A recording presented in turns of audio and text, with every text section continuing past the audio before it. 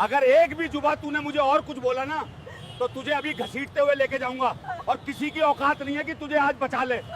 इस दरोगा का वो हाल करूंगा कि ना तो ये चल सकेगा ना ही ये लेट सकेगा। इसकी मैं नस नस तोड़ दूंगा।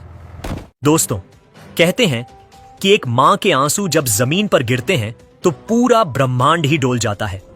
यह कहानी उत्तर प्रदेश के एक छोटे से कस्बे रत्नपुर की है। सुबह के 7 बज रहे हैं। बाजार में भीड़ जुटने लगी है। फागुन का महीना है और हवा में होली की आहट है। धूल, शोर और गर्मी के बीच एक 60 साल की बुजुर्ग महिला जिनका नाम रामा देवी है, अपनी छोटी सी रेहड़ी के पास रंगों और गुलाल की ढेरी सजाकर खड़ी है। रामा देवी के चेहरे पर झुर्रियां तो हैं, लेकिन आंखों में एक स्वाभिमान है। उनके पति अब इस दुनिया में नहीं है, लेकिन उनका बेटा विक्रम सिंह भारतीय सेना में मेजर है और कश्मीर की बर्फीली चोटियों पर देश की पहरेदारी कर रहा है। रामा देवी चाहती तो घर पर आराम कर सकती थीं, लेकिन वह कहती हैं, मेरे बेटे की कमाई देश की सेवा के लिए है और मेरी मेहनत मेरे आत्मसम्मान के लिए है। तभी बाजार की वह शांति एक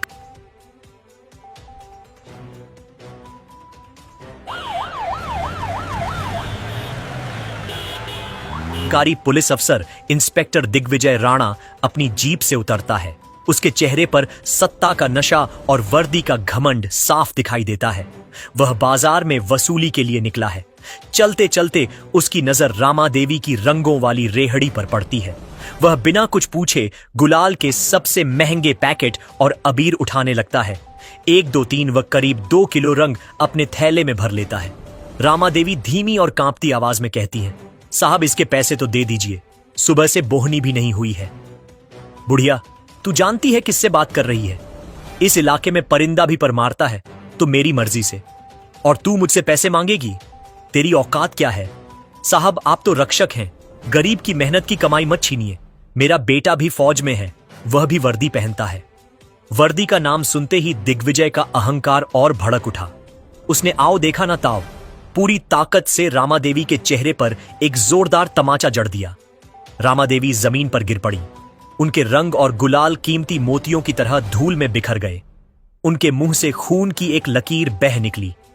भीड़ खड़ी देखती रही, पर किसी ने उंगली तक नहीं उठाई। वर्दी के खौफ ने सबके मुंह सी दिए थे। लेकिन उस भीड़ में एक 18 साल का लड़का था, छोटू। वह चाय की दुकान पर काम करता था। उसकी आंखों में गुस्सा था, पर हाथ में मजबूरी। उसने चुपके से अपने पुराने मोबाइल से इस पूरी घटना का वीडियो बना लिया। उसे पता था कि अगर वह बीच में गया तो दिग्विजय उसे कच्चा चबा जाएगा। शाम को कांपते हाथों से छोटू ने वह वीडियो मेजर विक्रम सिंह को भेज दिया। नीचे बस एक लाइन लिखी, साहब आप देश बचा रहे हो, पर यहां आपकी मां को पुलिस वाला पीट रहा है। अब कहानी मुड़ती है सियाचिन की बर्फीली वादियों की तरफ। तापमान 0 से 30 डिग्री नीचे है। मेजर विक्रम सिंह अपने बंकर में बैठे नक्शे देख रहे हैं। तभी उनके फोन की घंटी बजती है। जैसे ही विक्रम वीडियो चलाते हैं, उनके चेहरे के भाव बदलने लगते हैं। वीडियो में उन्होंने देखा कि कैसे उनकी मां, जिन्होंने शेर की तरह पाला था, आज एक भ्रष्ट पुलिस वाले के जूतों के पास धूल और बिखरे हुए रंगों के बीच पड़ी है। उनकी मां के गाल पर वह लाल उंगलियों के निशान विक्रम के सीने पर किसी गोली की तरह लगे। विक्रम की मुट्ठियां भींच गईं, आंखों में खून उतर आया। उन्होंने पास पड़ी लकड़ी की मेज पर इतनी जोर से मुक्का मारा कि लकड़ी के 2 टुकड़े हो गए। दुश्मन की गोली से सीना छलनी हो जाता तो गम नहीं था, लेकिन मां के आंसू ये मुझसे बर्दाश्त नहीं होंगे। विक्रम ने तुरंत अपने कमांडिंग ऑफिसर से बात की। उन्होंने कोई लंबी छुट्टी नहीं मांगी, बस इतना कहा, सर घर में आग लगी है, बुझाकर आता हूं। अगली ही सुबह मेजर विक्रम सिंह अपनी वर्दी उतारकर सादे कपड़ों में लेकिन सीने में प्रतिशोध की ज्वाला लेकर रतनपुर की ओर निकल पड़े। उन्हें नहीं पता था कि आगे का रास्ता कितना मुश्किल है, क्योंकि यहां लड़ाई दुश्मन की सेना से नहीं बल्कि अपने ही सिस्टम के गद्दारों से थी। मेजर विक्रम सिंह जब अपने गांव रतनपुर की मिट्टी पर कदम रखते हैं तो हवा में वह अपनापन नहीं था। उनके सीने में एक ज्वालामुखी सुलग रहा था। जैसे ही वह अपने छोटे से घर के आंगन में पहुंचे, उन्होंने देखा कि उनकी मां रामा देवी एक कोने में खड़ी अपनी फटी हुई टोकरी और रंग के खाली डिब्बे समेट रही हैं। उनके चेहरे पर काले और नीले निशान अब भी साफ दिखाई दे रहे थे। विक्रम को देखते ही मां की आंखों से आंसू छलक पड़े। वह अपना चेहरा छिपाने लगी। तू यहां? तू तो बॉर्डर पर था, तुझे किसने बुलाया? मां, जिस बेटे के रहते उसकी मां पे हाथ उठाया जाए, वह बेटा बॉर्डर पर दुश्मन से क्या लड़ेगा? पहले मुझे अपने घर के दुश्मनों से हिसाब करना है। विक्रम ने अपनी मां के पैर छुए और उनके घावों पर हाथ फेरा। उस पल विक्रम की आंखों में आंसू नहीं बल्कि प्रतिशोध की चमक थी। उन्होंने अपनी फौजी वर्दी एक संदूक में रखी और साधारण कुर्ता पायजामा पहनकर घर से बाहर निकले। उन्हें सीधे थाने नहीं जाना था। उन्हें पहले उस हैवान को अपनी आंखों से जुल्म करते हुए देखना था। शहर के मुख्य चेक पोस्ट पर विक्रम पहुंचे। वहां इंस्पेक्टर दिग्विजय राणा अपनी उसी पुरानी दबंगई में चूर था। वह हर ट्रक वाले से एंट्री के नाम पर पैसे वसूल रहा था। तभी विक्रम अपनी पुरानी साइकिल पर वहां से गुजरे। दिग्विजय ने उन्हें रोका। ए ओए रुक, कहां जा रहा है? निकाल, 10 रुपये एंट्री दे। साहब, मैं तो इसी गांव का हूं, अपने ही गांव में आने के लिए पैसे क्यों दूं? और यह रसीद कहां है आपकी? रसीद शब्द सुनते ही दिग्विजय का पारा 7वें आसमान पर पहुंच गया। वह अपनी कुर्सी से उठा और विक्रम के करीब आकर खड़ा हो गया। उसे अंदाजा भी नहीं था कि उसके सामने खड़ा यह साधारण सा दिखने वाला आदमी एक कमांडो रह चुका है। कानून सिखाएगा मुझे? मेरी वर्दी देख रहा है, इस इलाके का बाप हूं मैं। दिग्विजय ने विक्रम के चेहरे पर जोर से तमाचा मारा। विक्रम का चेहरा एक तरफ झुक गया, लेकिन वह गिरे नहीं। उनके पैर जमीन में ढंसे रहे। उनकी मुट्ठियां भींच गईं, नसें तन गईं। वह चाहते तो वहीं उस इंस्पेक्टर की गर्दन तोड़ सकते थे, लेकिन वह जानते थे कि अगर उन्होंने आज हाथ उठाया तो कानून उसे पुलिस पर हमला बताकर दबा देगा। उन्हें इस सड़े हुए सिस्टम को जड़ से उखाड़ना था। क्या देख रहा है? जा, जो उखाड़ना है उखाड़ ले। विक्रम चेहरे पर उस थप्पड़ की जलन लेकर सीधे रतनपुर थाने पहुंचे। वहां का नजारा और भी भयानक था। वहां के स्टेशन ऑफिसर ओमकार सिंह अपनी मेज पर पैर रखकर बैठे थे और पान चबा रहे थे। विक्रम ने जाकर मेज पर एक सादा कागज रखा। साहब, मुझे इंस्पेक्टर दिग्विजय राणा के खिलाफ रिपोर्ट लिखवानी है। उन्होंने एक बुजुर्ग महिला और एक नागरिक के साथ मारपीट की है। अरे ओ लड़के, लगता है नया नया शहर से आया है। यहां हवा भी दिग्विजय साहब से पूछ के चलती है और तू उनके खिलाफ रिपोर्ट लिखेगा? निकल यहां से। यह आपका फर्ज है साहब, आपको रिपोर्ट लिखनी होगी। देख भाई, इंसाफ इतना सस्ता नहीं होता। अगर तुझे अपनी अर्जी साहब की मेज तक पहुंचानी है तो 1000 रुपये निकाल। ये कागज आगे बढ़ाने का खर्चा है। विक्रम का दिल रो पड़ा। जिस देश के लिए वह गोलियां खाते हैं, उसी देश के थाने में एक सिपाही की मां के लिए इंसाफ की कीमत 1000 रुपये मांगी जा रही थी। विक्रम ने बिना कुछ कहे अपनी जेब से आखिरी 1000 रुपये निकाले और मेज पर रख दिए। ओमकार सिंह ने पैसे जेब में रखे और उस कागज को बिना पढ़े ही एक रद्दी की टोकरी में फेंक दिया। जा, अब तेरा काम हो जाएगा। अगली दिवाली पे आना हाल पूछने। थाने से बाहर निकलते वक्त विक्रम के चेहरे पर एक शांत मुस्कान थी। यह वह मुस्कान थी जो तूफान से पहले आती है। उन्होंने थाने के गेट पर खड़े होकर पीछे मुड़कर देखा और बुदबुदाए। तुमने आज सिर्फ एक नागरिक का अपमान नहीं किया, तुमने उस वर्दी का अपमान किया है जो मैं पहनता हूं। अब इंसाफ थाने में नहीं, मैदान में होगा। विक्रम ने अपना फोन निकाला और 3 कॉल किए। पहला कॉल अमित और कुलदीप को, जो उनके बचपन के दोस्त और पूर्व सैनिक थे। दूसरा कॉल कैप्टन आर्यन को, जो अब सेना के खुफिया विभाग में थे। और तीसरा कॉल जिसने पूरे जिले की सत्ता हिलाने वाली थी। जय हिंद सर, मेजर विक्रम बोल रहा हूं। सर, ऑपरेशन क्लीन अप शुरू करने का समय आ गया है। रतनपुर थाने में आज माहौल हमेशा की तरह ही था। इंस्पेक्टर दिग्विजय राणा अपनी कुर्सी पर बैठकर अपनी मूंछों पर ताव दे रहा था और ऑफिसर ओमकार सिंह लूटी हुई रकम का हिसाब कर रहा था। उन्हें लग रहा था कि कल जिस आम आदमी को उन्होंने थप्पड़ मारा और जिससे 1000 रुपये छीने, वह अब डरकर कहीं दुबक गया होगा। लेकिन तभी थाने के बाहर 3 गाड़ियां आकर रुकती हैं। गाड़ियों के दरवाजे बंद होने की आवाज इतनी तेज थी कि थाने के अंदर बैठे सिपाहियों के कान खड़े हो गए। अरे ओ सिपाही, देख बाहर कौन है? किसकी शामत आई है जो इतनी धमक के साथ यहां आया है? सिपाही बाहर गया और देखते ही उसके होश उड़ गए। बाहर मेजर विक्रम सिंह खड़े थे, लेकिन आज उनके साथ उनके 3 दोस्त अमित, कुलदीप और कैप्टन आर्यन भी थे। इन चारों की आंखों में वह चमक थी जो अक्सर जंग के मैदान में दिखती है। विक्रम सिंह बिना किसी डर के सीधे दिग्विजय राणा के केबिन में घुस गए। दिग्विजय ने उन्हें देखा और अपनी कुर्सी से उठा भी नहीं।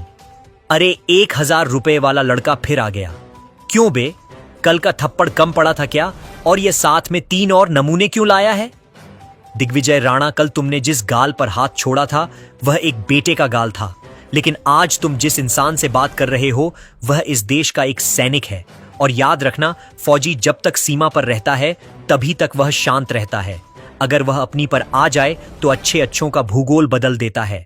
ज्यादा जबान मत चला वरना अंदर डाल दूंगा। यहां कानून हम हैं, कानून तुम नहीं। गुंडे हो तुम और गुंडों का इलाज हमारे पास बहुत अच्छे से है। अभी बहस चल ही रही थी कि बाहर एक नीली बत्ती वाली गाड़ी रुकी जिस पर लिखा था जिला अधिकारी। पूरा थाना सन्न रह गया। किसी को खबर तक नहीं थी कि जिले की सबसे सख्त अफसर जिला अधिकारी सीमा वर्मा खुद यहां पहुंचने वाली है। दिग्विजय और ओमकार सिंह के चेहरे का रंग सफेद पड़ गया। वे आनन फानन में खड़े हुए और सल्यूट मारने की कोशिश की, लेकिन जिला अधिकारी ने उनकी तरफ देखा तक नहीं। वह सीधे विक्रम सिंह के पास गई। मेजर विक्रम, क्या यही वे लोग हैं? पूरा थाना इस एक लाइन को सुनकर हिल गया। मेजर, इंस्पेक्टर दिग्विजय राणा की सिट्टी पिट्टी गुम हो गई।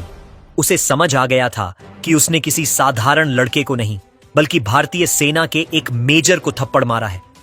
इंस्पेक्टर दिग्विजय, तुमने एक बुजुर्ग महिला पर हाथ उठाया जो एक सैनिक की मां है। तुमने एक ड्यूटी पर तैनात ऑफिसर का अपमान किया और तुमने 1000 रुपये की रिश्वत मांगी। तुम्हें लगता है कि तुम कानून से ऊपर हो? मैडम, यह सब झूठ है। इनके पास क्या सबूत है? तभी विक्रम सिंह ने अपना फोन निकाला और सामने मेज पर रख दिया। सबूत ये रहा साहब। इस फोन में ना सिर्फ तुम्हारी वसूली का वीडियो है बल्कि कल तुमने जो 1000 रुपये लिए और जो थप्पड़ मुझे मारा वह सब इस खुफिया कैमरे में रिकॉर्ड है जो मेरे कुर्ते के बटन में लगा था। और वह छोटा लड़का छोटू वह गवाह है कि तुमने मेरी मां के साथ क्या किया। वीडियो चलते ही पूरे थाने में सन्नाटा छा गया। वीडियो में साफ दिख रहा था कि कैसे दिग्विजय रिश्वत ले रहा है और कैसे उसने एक मां का अपमान किया। ओमकार सिंह और दिग्विजय राणा, तुम दोनों को इसी वक्त सस्पेंड किया जाता है। तुम्हारे खिलाफ भ्रष्टाचार, मारपीट और पद का दुरुपयोग करने के आरोप में जांच शुरू होगी। और हां, वह 1000 रुपए वे अब तुम्हारे जेल जाने का टिकट बनेंगे। पुलिस वाले जो कल तक शेर बने फिर रहे थे आज भीगी बिल्ली की तरह हाथ जोड़कर माफी मांगने लगे, लेकिन विक्रम सिंह ने उन्हें रोक दिया। माफी मुझसे नहीं, मेरी मां से मांगो।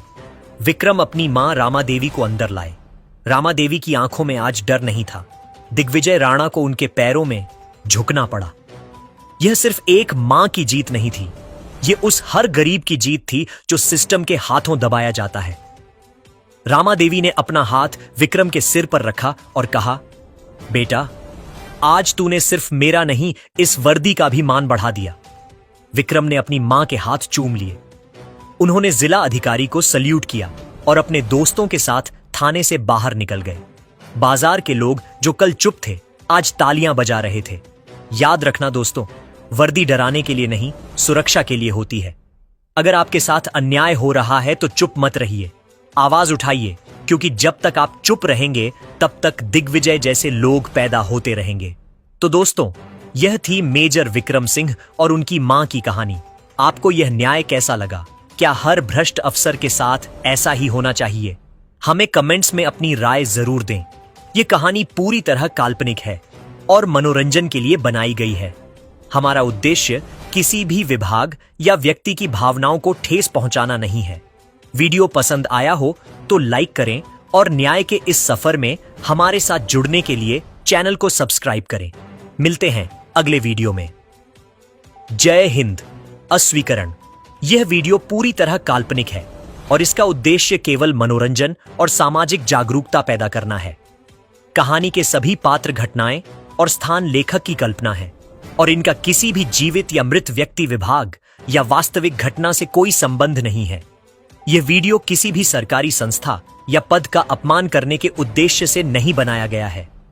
हम सभी सुरक्षा बलों और कानून का सम्मान करते हैं। पानी जरूर होगा। यह खबर सुनकर गजेंद्र हैरान रह गया। उसे लगा था अनीता चौहान पुलिस स्टेशन जाकर हंगामा करेगी और सस्पेंड हो जाएगी, लेकिन उसने साधारण कपड़े पहने और चुपचाप उसी चाय वाले लड़के वरुण से मिलने गई जिसने पहला वीडियो बनाया था। वरुण, धनीराम काका मेरे भी पिता जैसे हैं, उनके लिए मैं कुछ भी करूंगा। अनीता चौहान ने वरुण और उसके कुछ दोस्तों को काम पर लगा दिया। उनका काम, अनीता चौहान और वरुण कंप्यूटर के सामने बैठे फुटेज खंगालते रहे और आखिरकार मेहनत रंग लाई। एक प्राइवेट बैंक के बाहर लगे कैमरा और सस्पेंड हो चुका। दुर्जन सिंह उतरे, उनके हाथों में वही लकड़ी की पेटियां थी। वीडियो में साफ दिख रहा था कि उन्होंने धनीराम काका शेर सिंह का फोन रिकॉर्ड पर रखा हुआ था। उसी रात शेर सिंह और गजेंद्र की बातचीत रिकॉर्ड हो गई। रिकॉर्डिंग में गजेंद्र हंसते हुए कह रहा था, शाबाश शेर सिंह, सारे पक्के सबूत मिल चुके थे। अगली सुबह होली का दिन था। गजेंद्र अपने बड़े से बंगले के लॉन में अपने गुंडों और कुछ, तभी अचानक बंगले के बाहर जोरदार ब्रेक लगने की आवाजें आईं। धड़ाधड़ पुलिस की गाड़ियां वहां आकर रुकी। लॉन का बड़ा हथियारों से लैस भारी पुलिस बल था। गाने बजाने की आवाज अचानक बंद हो गई। सन्नाटा छा गया। गजेंद्र ने अपने यहां कैसे आना हुआ? आपके पिता तो लॉकअप में बैठकर होली मना रहे हैं ना? अनीता चौहान के चेहरे पर एक ठंडी मुस्कान थी। शेर सिंह, शराब की पेटियां रख दी ना? गजेंद्र का चेहरा एकदम सफेद पड़ गया। उसके हाथ से शराब का गिलास पुलिस ने उसे भी कॉलर से पकड़कर बाहर खींच लिया। तुम्हें क्या लगा? गजेंद्र, अनीता चौहान, अब मैं तुम्हारी इस झूठी ताकत का गुरूर तोड़ूंगी। अनीता चौहान ने संजय की तरफ देखा। हथकड़ी लगाओ इस गुंडे को। हथकड़ियों में खड़ा था। दोपहर तक धनीराम काका को पूरे सम्मान के साथ जेल से रिहा कर दिया गया। जब वह फूट फूट कर रोने लगे, अनीता चौहान दौड़ कर गई और अपने पिता के गले लग गई। मैंने कहा था ना बाबूजी, मैं आपके क्या? दोनों ने मुड़कर देखा। अभय अपनी आर्मी की वर्दी पहने एक बड़ा सा बैग लिए खड़ा था। वो सीधा कश्मीर से आ रहा था। होली खेली गई। अभय ने अपने पिता के चेहरे पर लाल गुलाल लगाया और अनीता चौहान ने उन्हें अपने हाथ से बने आलू आगे बड़े से बड़ा गुंडा भी नहीं टिक सकता। धनीराम काका आज बहुत खुश थे। उन्हें पता चल गया था कि उन्होंने जो यह कहानी केवल मनोरंजन और शिक्षा के उद्देश्य से बनाई गई है। इसमें दिखाए गए सभी पात्र, घटनाएं और संवाद काल्पनिक हैं।